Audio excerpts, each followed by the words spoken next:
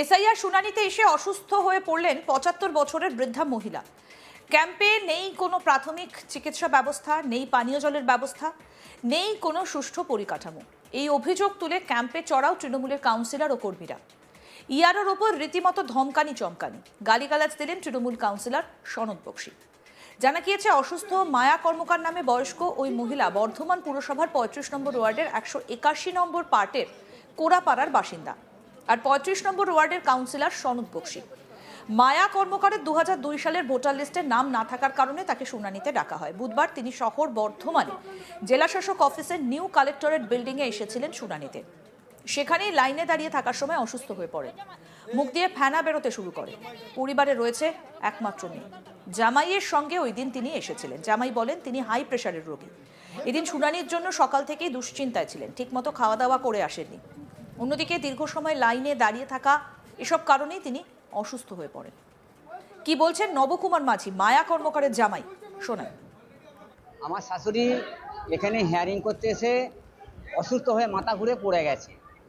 মানে আজকে কি শুনানি ছিল এখানে? আজকে হিয়ারিং ছিল। হিয়ারিং ছিল। কোথা থেকে আসছেন আপনারা? আমি ৩৫ নম্বর ওয়ার্ড, ১৮০ পার্ট। হ্যাঁ ওয়ার্ড, আর ওই শাকারপুকুর কোনাপাড়া। কি নাম, ওনার নাম কি? মায়া কর্মকার। কি জন্য ডেকেছিল? ওর হয়তো কোনো এখানে ভুল ত্রুটি আছে নাকি, সেজন্যই ডেকেছিল। তার জন্য ওর ভুল ত্রুটি খুব একটা নেই। কখন এসেছিলেন? মোটামুটি আমরা ২:৩০টার সময় এসেছি। ২:৩০ থেকে এখানে অপেক্ষা করছেন? হ্যাঁ। আর বয়স কত ওনার? ওনার বয়স হবে প্রায় ৭৫ বছর। আরো বেশি, হ্যাঁ, আরো একটু বেশি, ৭৫। ৮৫ বছর বয়স। হ্যাঁ তার সত্ত্বেও ডেকেছেন? হ্যাঁ। তো মানে তারপরে কি অসুস্থ হয়ে গেছে? এখানে এসে অসুস্থ হলো, কিন্তু চলে এসেছিল একা। ওর প্রেশার আছে, হাই প্রেশার আছে। তো এই যে মানে ধরুন এই যে বৃদ্ধ যারা, ওকে আমি খেয়ে আসতে বলেছি, খেয়ে দিয়ে সুস্থ হয়ে আসবে। বাড়িতে যে হেয়ারিংটা করে দিলেই হতো। হ্যাঁ, হয়রানি হচ্ছে না। কি কারণে ডেকেছে জানানো হয়নি নির্বাচন কমিশনের পক্ষ থেকে? ওনার নাকি বলছে ২০০২ সালের নাম নেই। ঠিক আছে, কিন্তু ভোটার কার্ডের নাম আছে। আছে, আপনাদের কাছে আছে ডকুমেন্ট? এই তো রয়েছে, আছে, সবই আছে। প্যান কার্ড থেকে শুরু করে সব, বিধবা ভাতা পায়, সমস্ত আছে। ব্যাংকে দেয় প্যান কার্ড, সমস্ত আধার কার্ড, সমস্ত আছে। হ্যাঁ, ভোট দিয়ে দেয়। হ্যাঁ, ভোট দেয়।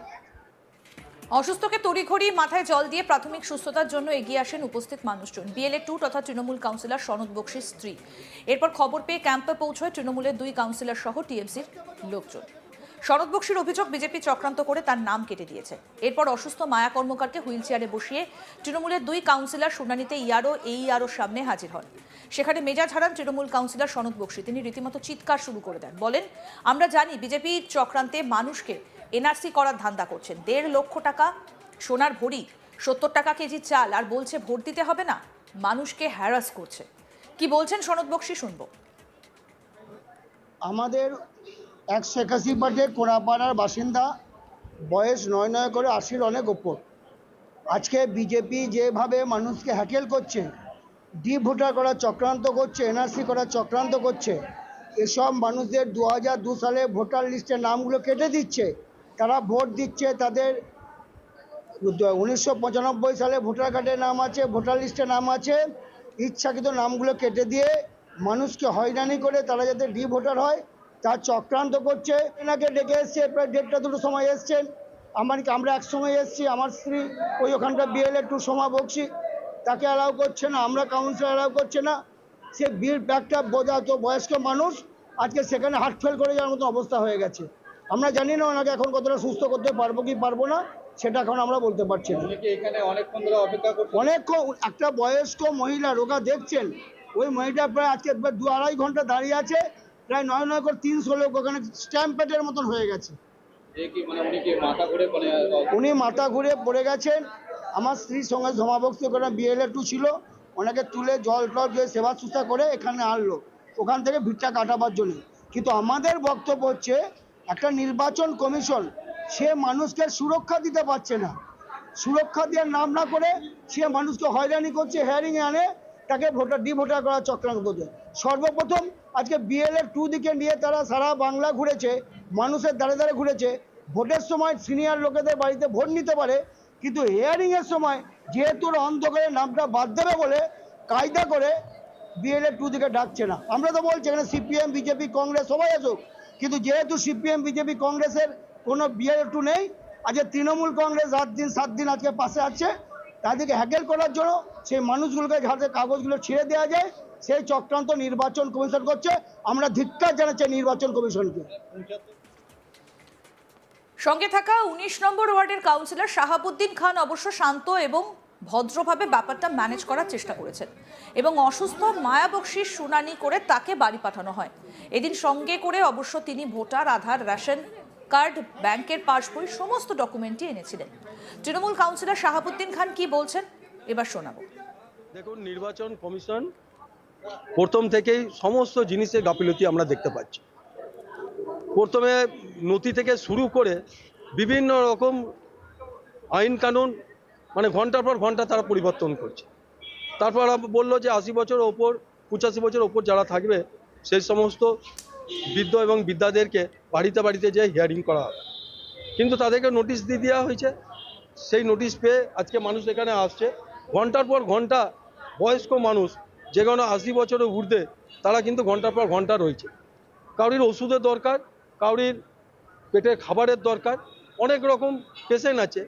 তাদেরকে যদি ঘন্টার পর ঘন্টা দাঁড়িয়ে থাকতে হয় এবং ওদেরকে যে আগে হিয়ারিং করিয়ে নেওয়া হবে তারও কোনো নির্বাচন কমিশন ব্যবস্থা করেনি। আমরা দেখলাম যে নির্বাচন কমিশনের কোনো দায়িত্ব বলে কিছু নেই। এখানকার মানুষরা যারা হিয়ারিং এসছে তারাই সবাই মিলে এবং আমাদের সহযোগিতায় আমরা তাকে হিয়ারিংয়ে ভেতরে ঢুকিয়ে এলাম। ঢোকানোর পর ওনার মুখ দিয়ে ফেনা বেরিয়ে গেছিলো, যে কোনো সময় হার্ট ফেল করে মারা যেত। কমিশনের উচিত হচ্ছে যে কোনো মেডিকেলের একটা টিম রাখা দরকার, যেখানে কাউরির যদি কোনো রকম শরীর খারাপ হয় কমসে কম যেন হসপিটালে তাকে চিকিৎসার জন্য পাঠানোর ব্যবস্থা করা হয়। এ বিষয়ে তৃণমূল সাংসদ খোকন দাস কি বলছেন এবার তার বক্তব্য শোনাবো।